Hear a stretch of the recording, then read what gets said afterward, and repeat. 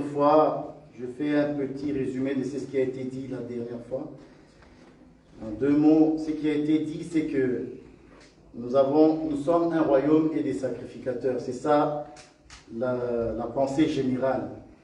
Que nous sommes un royaume et des sacrificateurs. Étant un royaume des sacrificateurs, c'est-à-dire le chiffre 4 et le chiffre 3.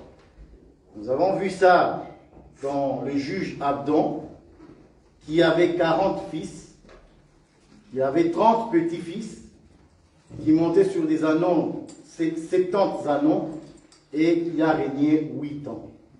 Le chiffre 40 étant le chiffre 4, c'est en réalité le chiffre de celui qui va donner le salut, la délivrance.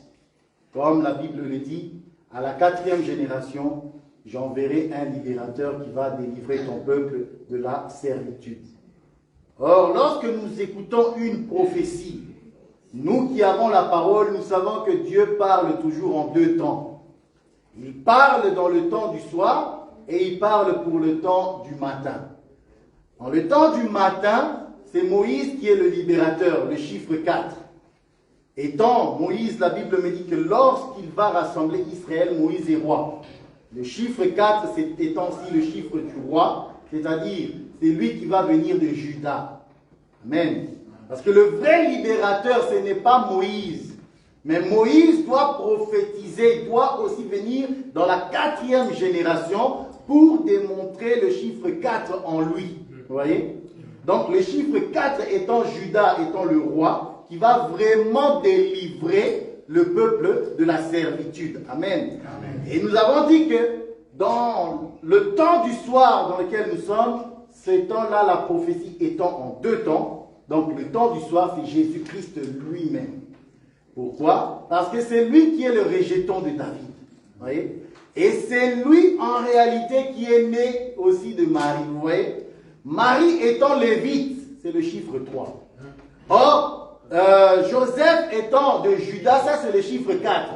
Donc Jésus-Christ est vraiment le prophète qui devait venir pour délivrer son peuple. Parce que c'est lui qui est le roi qui délivre son peuple. Vous voyez? Et nous avons donné la définition ou l'explication du chiffre 40 étant le chiffre de celui qui délivre son peuple et le chiffre 30 étant le service. Pourquoi? Parce que Dieu a dit à Moïse, va et dis à Pharaon, laisse partir mon peuple. Pourquoi? Pour aller me servir.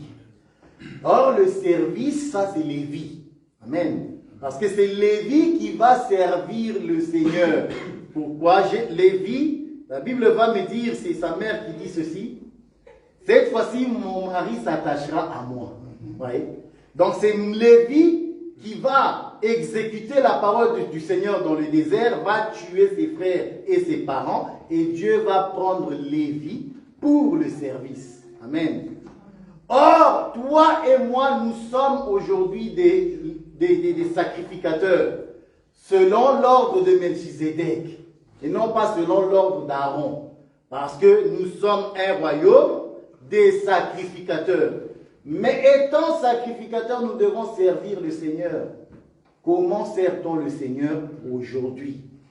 Quel est le rôle du sacrificateur que tu es, que nous sommes aujourd'hui? Ça, c'est Paul qui va nous annoncer cela dans Romains 12. Offrez vos corps en sacrifice, ce qui serait de votre part un culte raisonnable. Vous voyez? En offrant nos corps, nous servons le Seigneur. En obéissant à la parole, nous servons le Seigneur. Pourquoi?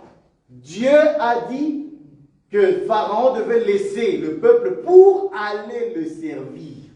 Donc si tu es là, tu sers le Seigneur. Parce que ça aussi c'est servir Dieu. Être à l'assemblée, c'est aussi servir Dieu. Servir Dieu n'est pas défini dans la prédication. Si tu crois que servir Dieu, c'est la prédication, eh bien, tu te trompes. Servir Dieu, c'est faire sa volonté. C'est marcher dans l'obéissance à sa parole. Alors, nous avons parlé du chiffre 4, du chiffre 3. Bien sûr, nous avons parlé aussi du chiffre 7. Et nous avons dit que quiconque a le chiffre 4 et le 3 est égal à 7, c'est-à-dire 7 qui est le repos, la perfection. La Bible nous dit que c'est là que Dieu se reposa. Et lorsqu'on parle du repos, en réalité, on nous annonce le millénium. Vous voyez? On nous annonce le millénium. Donc, quiconque est délivré aujourd'hui, il est dans le désert en servant le Seigneur. Et quiconque sert le Seigneur aujourd'hui, la Bible dit, tu seras récompensé. Et la récompense sera la vie éternelle. Amen. Or, la vie éternelle, c'est d'abord le royaume des cieux. Et ensuite, le millénium, c'est-à-dire le royaume. Et ensuite, l'éternité. Et l'éternité, en réalité, c'est le chiffre 8. Amen. C'est là où, après le millénium, nous allons partir maintenant dans l'éternité. Amen.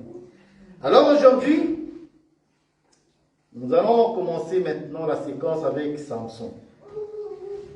Samson va nous prendre quelques temps, au moins 4 à 5 semaines. On va beaucoup parler de Samson. Frère Owen, si tu sais nous aider dans la lecture, Juge 13, à partir du verset 1 au verset 6, s'il te plaît. Juge 13, 1. Les enfants d'Israël furent encore ceux qui déplaient à l'Éternel, et l'Éternel les livrant entre les mains des Philistins pendant 40 ans. Il y avait un homme de Tsoréa, de la famille des Danites, et qui s'appelait Manoah. Sa femme était stérile, elle n'enfantait pas. L'ange de l'Éternel apparut à la femme et lui dit, « Voici, tu es stérile, et tu n'as point d'enfant. Tu deviendras enceinte, et tu enfanteras un fils.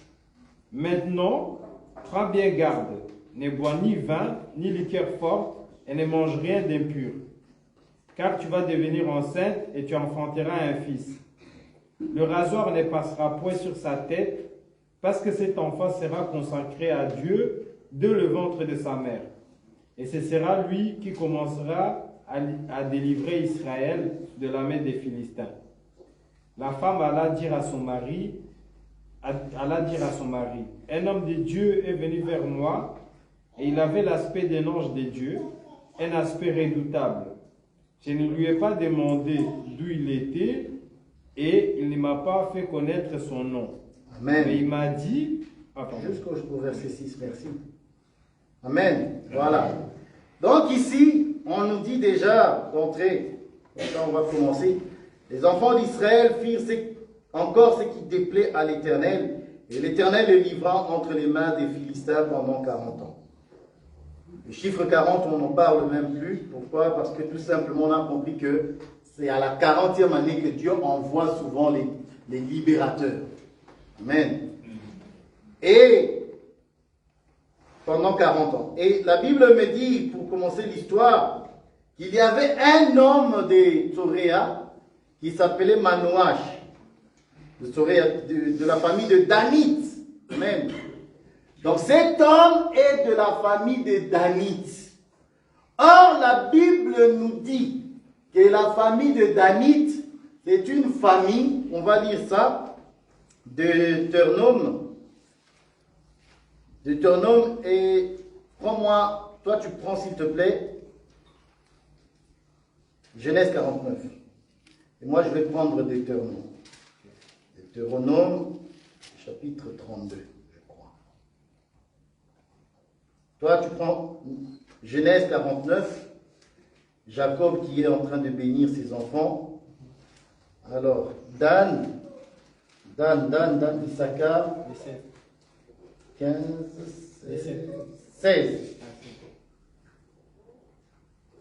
16. 49, 16. Tu peux lire s'il te plaît.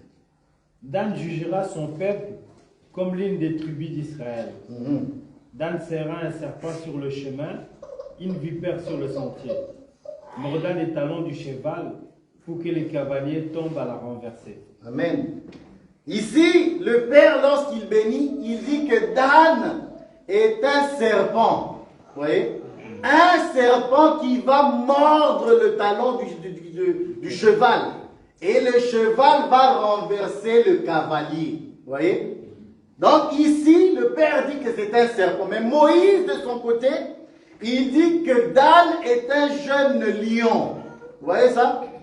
Donc nous avons deux prophéties qui montrent la force de Dan. Donc c'est un homme, c'est une tribu qui a la capacité et la force de mordre le talon du cheval. Or lorsqu'on parle du cheval, on parle de la force. Parce que le cheval, la Bible me dit, c'est dans Psaume, il est équipé pour la guerre. Et celui qui le monte, c'est celui qui va être le dominateur du peuple. Parce qu'il est sur une monture et il combat. Vous voyez ça? Mais en combattant, il a fait des captifs. C'est ce cavalier. Et Dan étant serpent, doit venir mordre ce cheval. Pourquoi? Pour que le cavalier, celui qui cause le désordre dans la vie des enfants de Dieu, tombe à la renverse. Vous voyez ça? Or, Dan, qui est le serpent, c'est Jésus qui va nous dire, comme Moïse éleva le serpent d'airain dans le désert, le Fils de l'homme doit aussi être élevé. Donc, le vrai serpent, qui va mordre le talon du cheval, c'est-à-dire la force de ce qui donnait, qui assujettissait le peuple. Ici, la force, le cheval ici, qui représente la force, c'est la loi. Pourquoi? Parce que c'est la loi qui fait que le péché a la force d'assujettir le peuple. Or, il faut que la loi, on morde sur la loi, pour que c'est le péché tombe à la renverse. Vous voyez ça? Donc, et le péché étant tombé, maintenant le peuple est libéré. Ici, on nous dit que cet homme de Tsoréa, il avait une femme. Mais cette femme était stérile. Il y a un problème. Or, la Bible va me dire dans Exode, je crois, Exode 23, que dans ton pays, il n'y aura point de femmes qui avortent. C'est Exode 23. Il n'y aura point de femmes qui avortent, ni des femmes stériles. Ici, le peuple, ici, c'est le peuple de Dieu. Pourquoi il y a la stérilité? Vous voyez? Si Dieu a pris cet homme, cette histoire, c'est pour nous enseigner quelque chose. Nous ne sommes pas seulement dans la lettre, nous sommes aussi dans la révélation. Et dans la révélation, c'est quoi?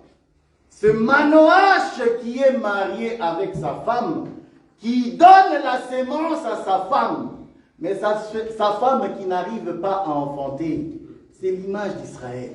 Vous voyez? Ici, c'est Dieu qui est avec son peuple, qui lui donne la sémence, parce que c'est sa femme, mais sa femme est stérile. Elle ne donne pas d'enfant. Pourquoi? Parce que du temps où Dieu est avec Israël, Israël ne peut pas donner d'enfant. Il ne peut pas donner des fruits. C'est comme ça qu'un jour, Jésus va s'approcher d'un figuier, va le maudire, tout simplement parce que le figuier ne donnait pas de fruits. Parce que le figuier était stérile. C'est à l'image même d'Israël qui est dans l'incapacité actuellement de donner des fruits. Amen. Mais nous autres, nous ne sommes pas appelés à la stérilité. Selon que le psaume va nous dire, on va lire le psaume 1. Nous sommes un peuple qui doit porter des fruits en toute saison. Le psaume 1, écoutez ceci. On va au verset 3. Il est comme un arbre planté près d'un courant d'eau qui donne son fruit en sa saison et dont le feuillage ne flétrit point. Amen. Là, il parle de qui? Il parle de celui qui trouve son plaisir dans la loi de l'Éternel et qui la médite jour et nuit. Lorsque cette femme était stérile, c'est-à-dire lorsque Dieu était avec Israël, Israël était dans l'incapacité de donner de fruits, c'est-à-dire était stérile.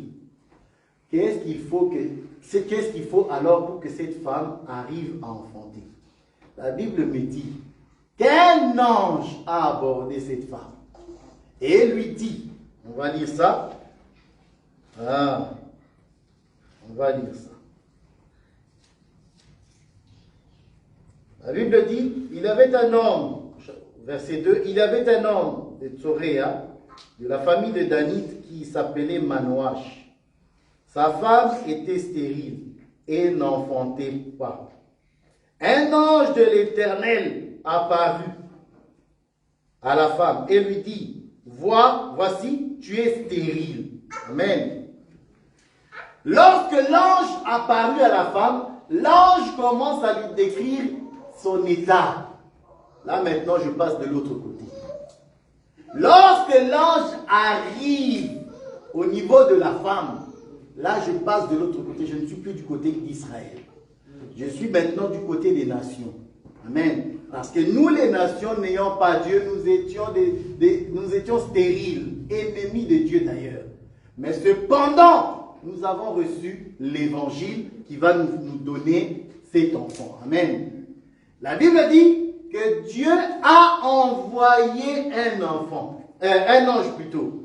Et cet ange va parler à la femme, non pas à l'homme, à la femme. Pourquoi? Parce que c'est la femme qui a un problème. C'est cette femme qui ne porte pas de fruits. C'est cette femme qui n'arrive pas à avoir une grossesse. Selon que la Bible dit, il n'y aura pas dans ton pays des femmes qui avortent.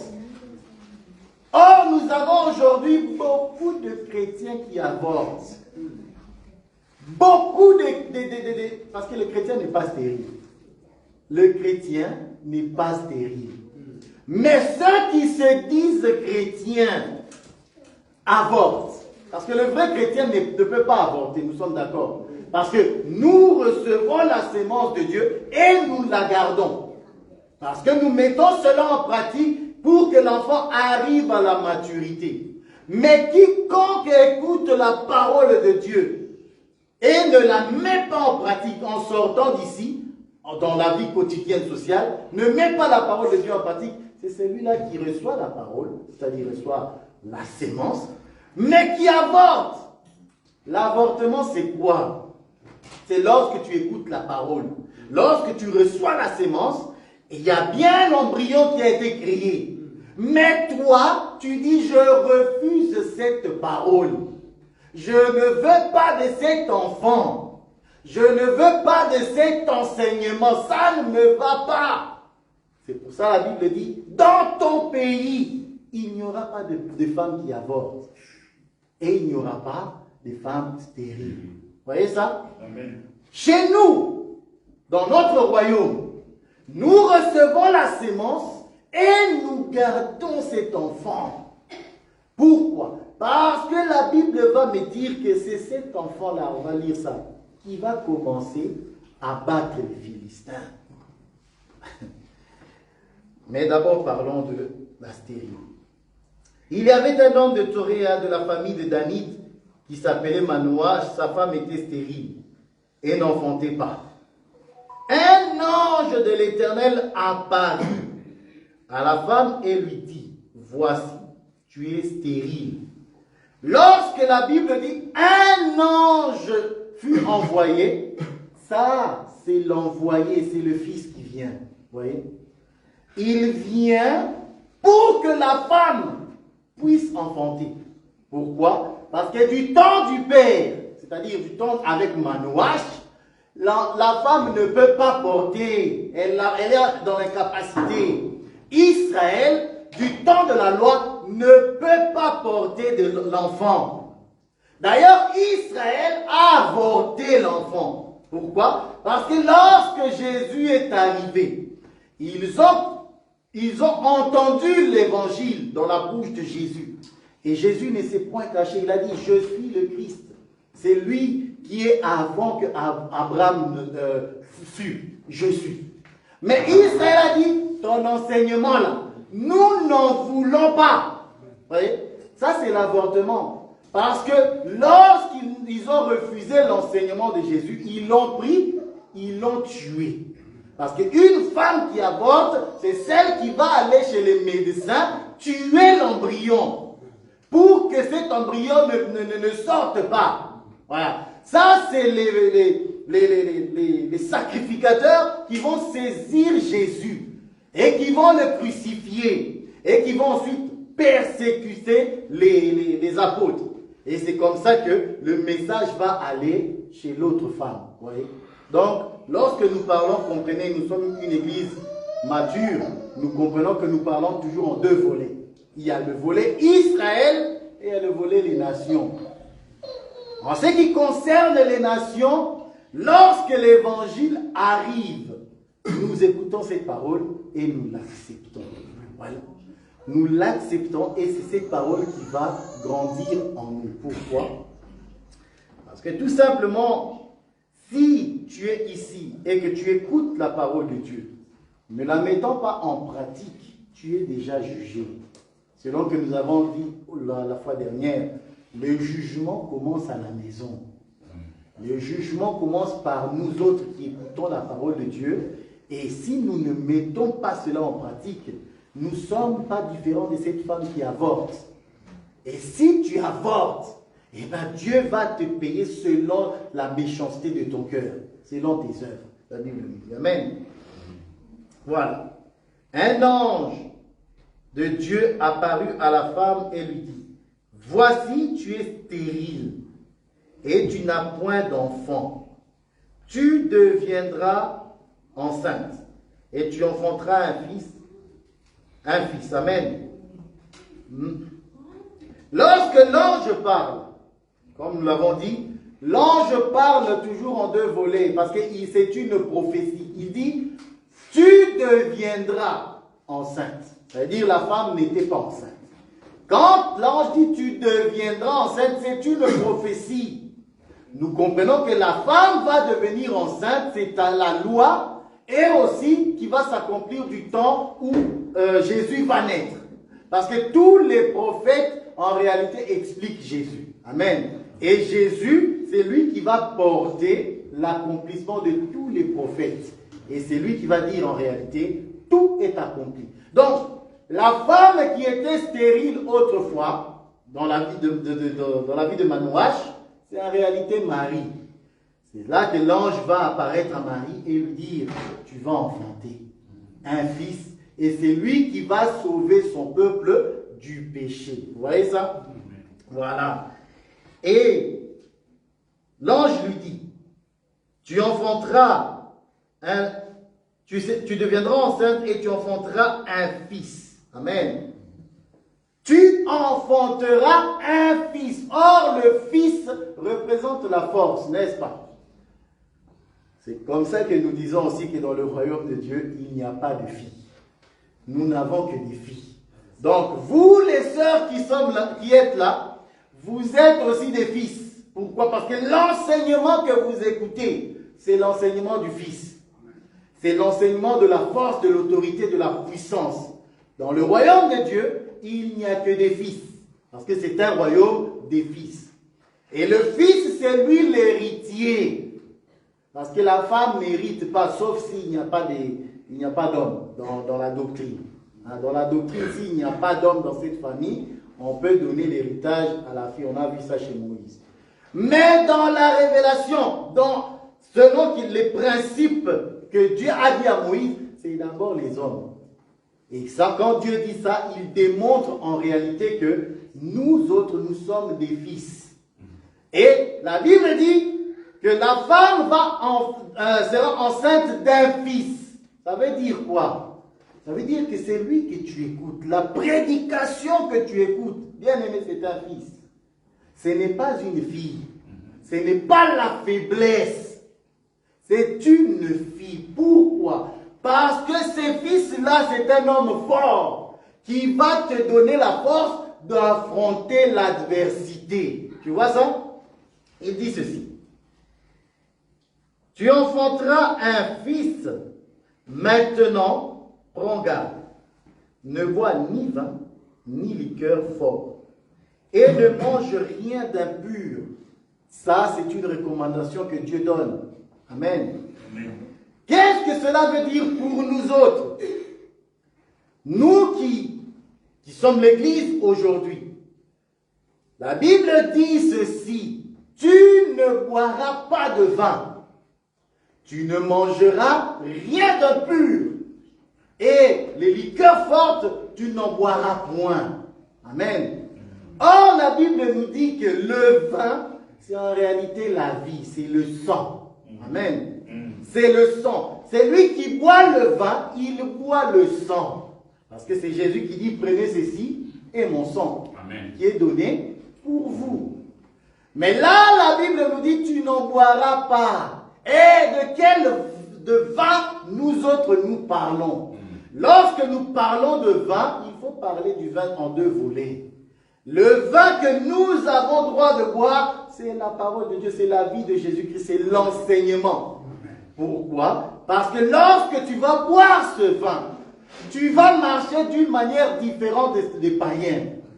Parce que le vin étant le sang, étant la vie de Jésus-Christ, cela est en nous pour marcher en nouveauté de vie. Ça, c'est le vin que nous devons boire, c'est-à-dire la parole qui est esprit et vie. Amen. Mais la Bible nous interdit de boire le vin. Parce que cet enfant que nous avons ici ne peut pas boire du vin. Mais quel vin? Or, la Bible me dit que la grande Babylone, la prostituée, a aussi un vin. Elle fait boire cela aux rois et aux nations du monde. Vous voyez ça? Ce vin-là, cette vie de débauche-là, parce que le vin, c'est la vie, la Bible nous dit: vous ne boirez pas ce vin. Ça, c'est Paul qui le dit. Ne buvez pas de vin, c'est de la débauche. Vous voyez? Amen. Quiconque boit le vin que Babylone lui donne, tu es ivre de Babylone. Tu vas marcher selon la vie de Babylone. Parce que le sang étant le vin, c'est une vie qui est en toi. Et la Bible nous dit: le vin, tu arrêtes. Si tu buvais le vin quand tu étais stérile, maintenant tu vas enfanter, maintenant tu vas tomber enceinte, maintenant que tu écoutes la parole de Dieu, finito. Si autrefois tu étais criminel, aujourd'hui que tu écoutes la parole, fini. Si tu étais masturbateur, c'est fini. Si tu étais un idolâtre, c'est fini. C'est ça que ça veut dire dans la révélation.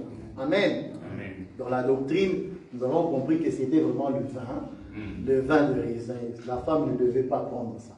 Mais dans la révélation, nous enseignons que nous ne pouvons pas marcher selon le monde. Amen. Parce que celui qui marche selon le monde, c'est celui qui a la vie du monde, c'est celui qui boit tout ce que le monde lui propose. Et ce que le monde propose, nous savons que c'est la prostituée qui donne un enseignement, une vie, un comportement.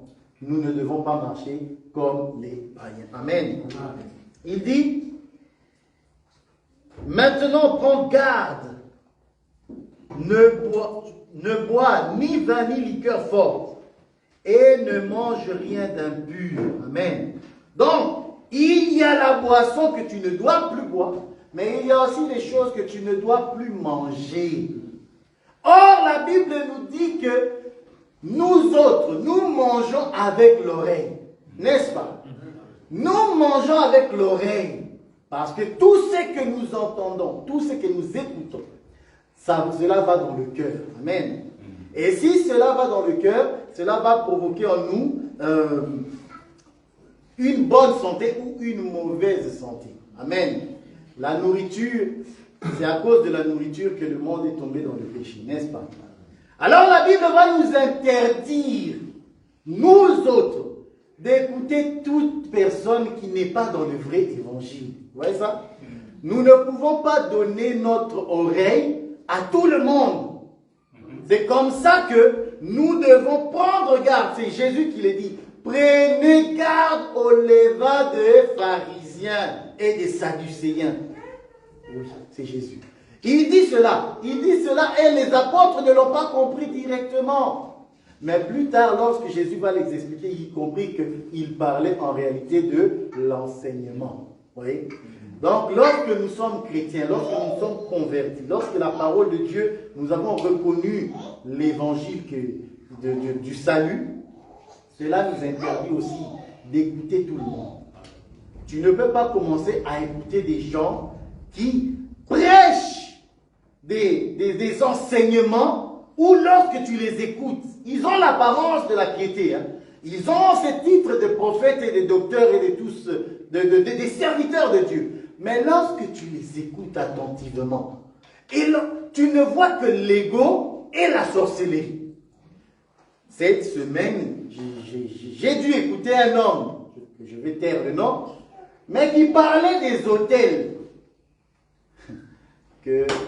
On doit avoir un hôtel pour pouvoir renverser les autres hôtels qui nous attaquent.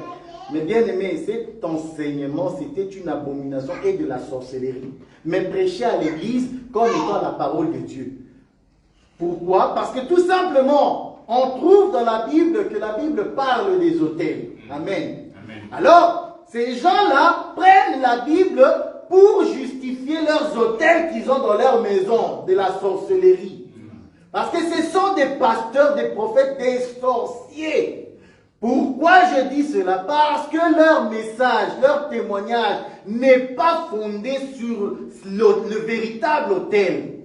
Parce que le véritable autel, si nous devons parler des autels, nous devons parler de l'autel qui est la parole. Pourquoi? Parce que nous avons vu Élie.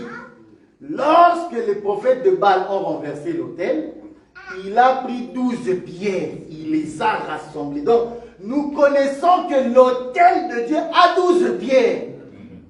Est fondé sur 12 pierres. Ok. Sur cet autel-là, il y a un animal qui doit être tué. Or, l'autel, c'est l'enseignement, c'est la prophétie.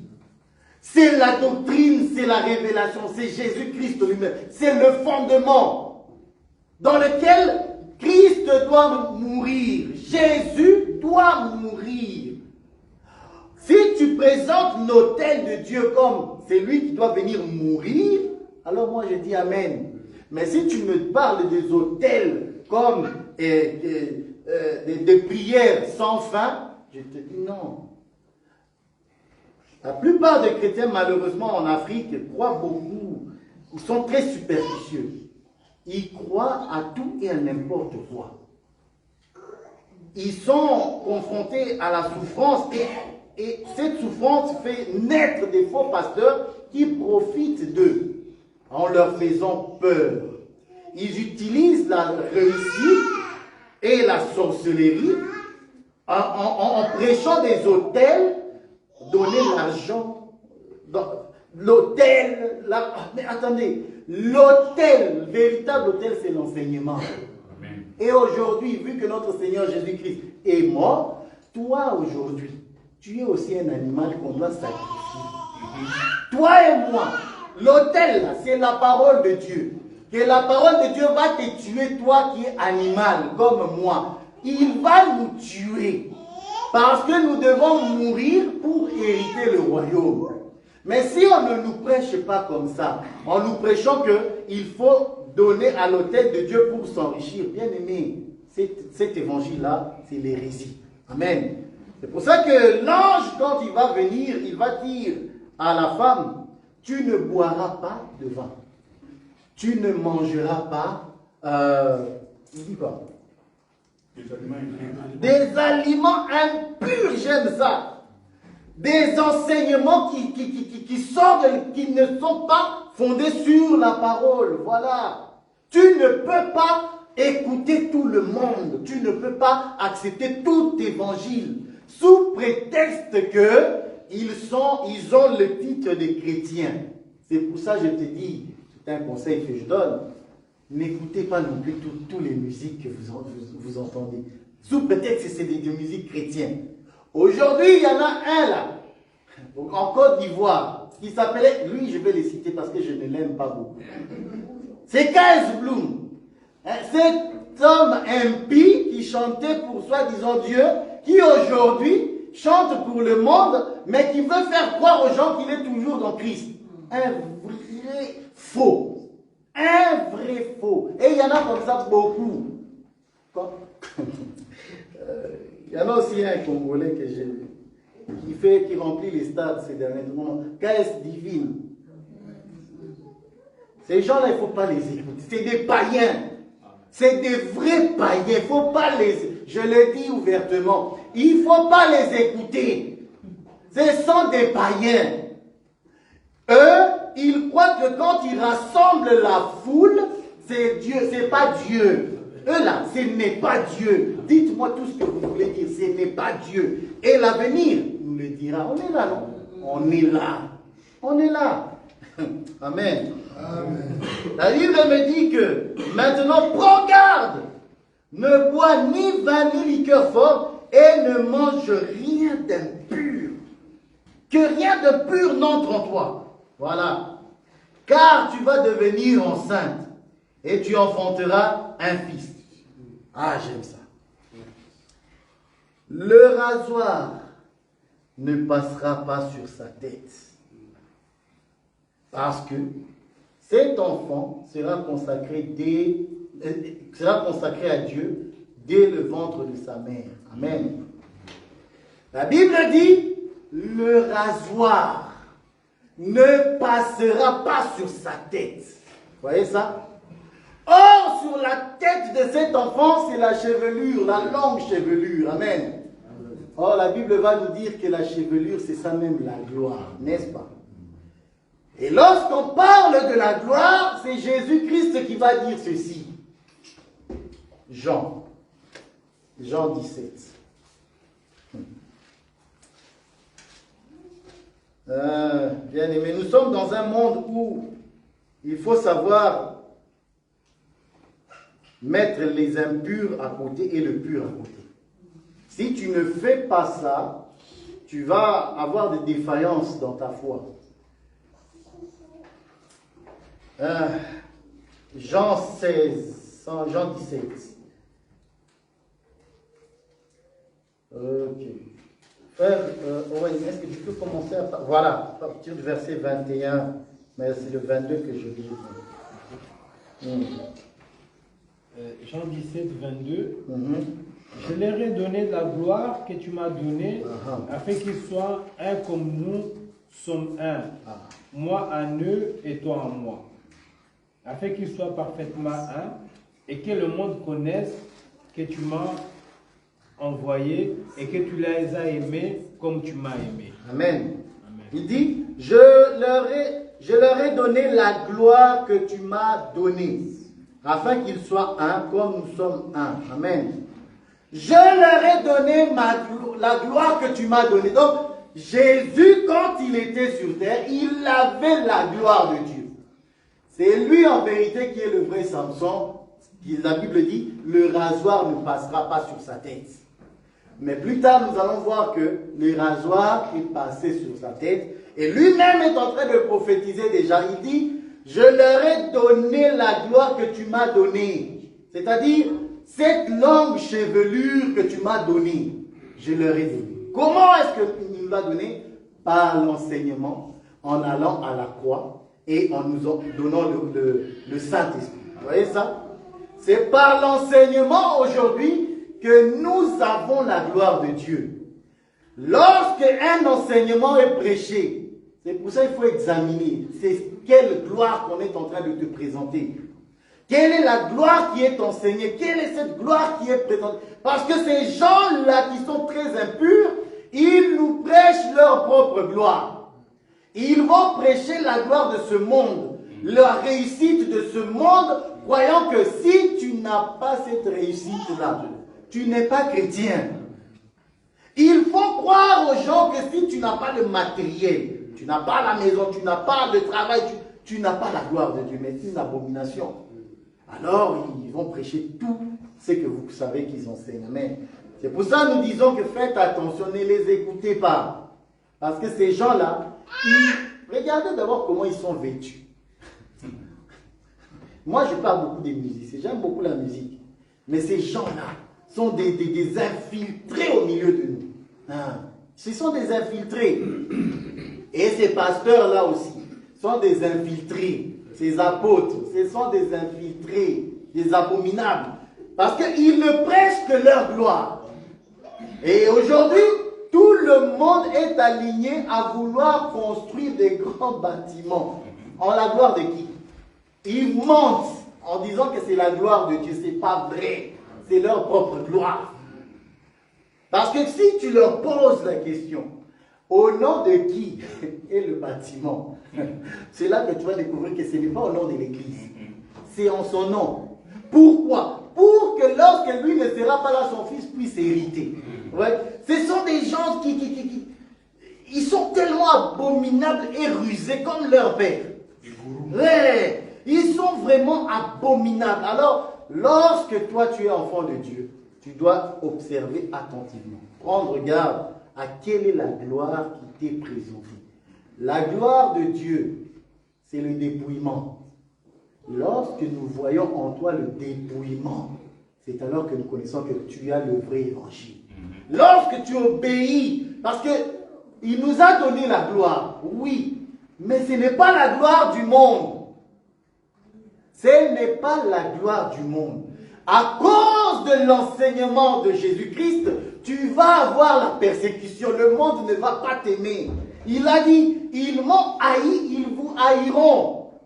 Parce que vous représentez tout ce qui est contraire à ce qu'ils sont. Amen. Voilà. Alors, retournons chez notre bien-aimé Samson. Le rasoir ne passera pas sur sa tête. Amen. Ça veut dire quoi encore? Ça veut dire que toi, étant chrétien, tu ne dois pas permettre qu'on rectifie l'évangile. Selon que la Bible dit, tu ne retrancheras rien et tu n'ajouteras rien.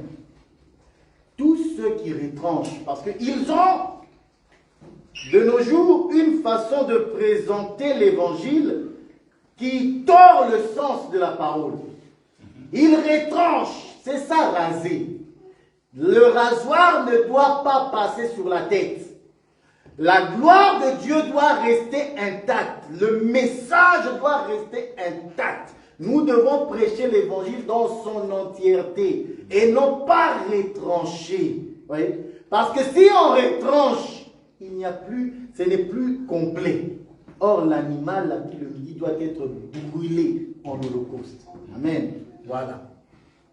Cependant, nous aussi, en tant que serviteurs de Dieu, la Bible dit que la parole étant un couteau, une épée à double tranchant, quiconque vient ici.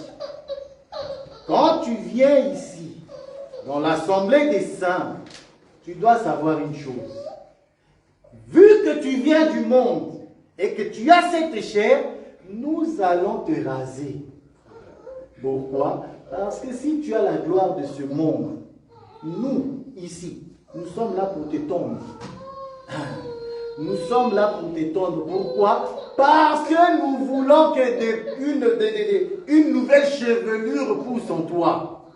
Alors, pour que la nouvelle chevelure pousse en toi, nous devons couper l'ancienne vie. Nous devons couper la gloire de ce monde, c'est-à-dire les désirs de la chair. L'évangile est là pour te dire que ce que tu fais est mal. Tu ne dois pas marcher ainsi. Femme, tu n'es pas encore mariée, tu ne te prostitues pas. Homme, tu n'es pas encore marié, ne va pas toucher la femme d'autrui. Hein? Tu ne voleras pas. C'est ça l'enseignement que nous prêchons. Pourquoi? Parce que nous avons cette assurance que Jésus revient et que dans la pureté de l'évangile, c'est comme ça que nous serons enlevés avec lui. Amen. Voilà. La femme, car tu vas devenir enceinte et tu enfanteras un fils. Le rasoir ne passera point sur sa tête parce que cet enfant sera consacré à Dieu dès le ventre de sa mère. Et ce sera lui qui commencera à délivrer Israël de la main des Philistins. Amen.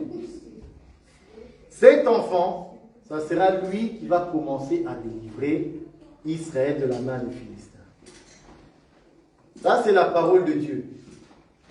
La parole de Dieu que tu portes en toi, que nous portons, l'évangile que nous portons aujourd'hui, c'est cet évangile-là qui va te délivrer des Philistins. Les Philistins, c'est qui? C'est tous ceux qui sont contre toi. C'est les épreuves, c'est les difficultés. C'est pour ça que la Bible dit, ne bois pas de vin et ne mange rien d'impur. C'est-à-dire, ne marche pas comme un païen. Parce que cet enfant, c'est lui. En obéissant à la parole de l'ange, cet enfant va grandir correctement. Et c'est cette parole qui va te délivrer. Lorsque tu seras dans le combat, c'est cette parole, c'est cet enfant qui va te délivrer. Lorsque tu verras les Philistins devant toi, le combat, l'adversité devant toi, c'est l'évangile. Ça veut dire le témoignage de Jésus-Christ qui va te délivrer. Lorsque tu tomberas, c'est la parole de Dieu qui va te relever. Parce que la parole de Dieu est là pour nous relever. Vous voyez? Voilà. Et j'aime ce que fait la femme. La femme, verset 6, la Bible dit, la femme alla dire à son mari, un homme de Dieu est venu vers moi. Et il avait l'aspect d'un ange de Dieu. Un aspect redoutable. Je ne lui ai pas demandé plus. Il ne m'a pas fait connaître son nom. Amen. Là, je parle pour donner un conseil, parce que nous sommes mariés. Bien-aimé, lorsque tu es une femme ou tu es un homme, je parle vraiment aux femmes, parce que c'est la femme qui se fait aborder. Ça, c'est ce que je suis dans la doctrine. Lorsque tu t'es fait aborder, il faut accuser celui qui t'aborde. Parce que il peut t'arriver que tu te fasses aborder par l'ami de ton mari. Il faut l'accuser chez ton mari. Il faut aller lui dire. Parce qu'une femme qui respecte son homme, quand un autre homme vient lui parler, je vais l'accuser. Je vais l'accuser. Ah, il m'a dit ça. Ton ami là, c'est pas un bon ami. Hein, ton frère là, il faut te méfier de lui. C'est un mauvais. Et toute femme, lorsque tu te fais aborder par un autre homme, si tu ne dis pas tu consens, tu es consentante. Si quelque chose arrive, tu tombes là-bas. Le mari te met là-bas, je suis d'accord avec lui. Mets-la là-bas, dehors. C'est comme ça. Parce que lorsque une femme, tu te fais aborder, il faut aller vers le mari. Et cette femme, c'est vraiment une femme pieuse. Elle a été abordée par un homme, elle est allée voir son mari en disant, il y a un homme qui m'a abordé. Et il m'a dit ça. Voilà. Je vais expliquer cela pour donner aussi un conseil dans l'exhortation en disant ceci. Lorsque tu entends la voix de l'ennemi, va dire ça à Dieu. Cet ennemi qui essaie de te rabaisser, il faut aller le dire à Dieu. Seigneur, il y a quelqu'un qui m'a abordé, il me dit que je n'arriverai pas. Vous voyez? C'est comme ça que lorsque Adam s'est retrouvé nu, Dieu lui dit, qui t'a appris que tu es nu? Parce que moi, je ne t'ai pas appris ça. Qui t'a appris? Ça veut dire que tu as entendu un autre enseignement. Si seulement Ève pouvait demander à Adam, si seulement Ève pouvait demander à Adam, ah, il y a le serpent qui m'a dit ça. Je ne crois pas que Adam serait tranquille. Mais nous savons que c'est la préscience de Dieu. Dans le plan de Dieu, cela doit arriver ainsi. Pour que le péché entre et pour que lui démontre sa gloire par sa grâce. Amen. Mais dans la doctrine, il faut prévenir son mari. Amen. Amen. Donc, la femme ici, elle a dit à son mari, un homme de Dieu est venu vers moi et il avait l'aspect d'un ange de Dieu, un aspect redoutable. Je ne lui ai pas demandé d'où il venait. Bon, 7. Mais il m'a dit, tu vas devenir enceinte et tu enfanteras un fils. Et maintenant, ne bois ni vin ni liqueur forte et ne mange rien d'impur, parce que cet enfant sera consacré à Dieu dès le ventre de sa mère jusqu'au jour de sa mort. Amen. L'évangile que nous avons a des recommandations très claires. Si tu veux hériter le royaume, si tu veux aller au ciel, si tu veux connaître le millénium, nous devons obéir aux recommandations de l'homme de Dieu. L'homme de Dieu, c'est le Saint-Esprit qui parle à l'Église en te disant, ne bois pas de vin, ne mange rien d'impur. Parce que si tu manges les choses impures, tu vas avorter. Alors pour qu'il n'y ait pas avortement, abstiens-toi de cela. Parce que une femme qui est enceinte doit s'abstenir de certains aliments. Aujourd'hui, nous sommes l'Église de Dieu. Nous portons en nous cet enfant. Amen. Nous portons en nous l'enseignement. Et pour que cet enseignement aille jusqu'à la maturité. Parce que la Bible dit, tu enfanteras. Amen. Quand on dit enfanteras, ça veut dire il y a une grossesse et il y a la douleur. Oui. Il y a une grossesse et il y a la douleur.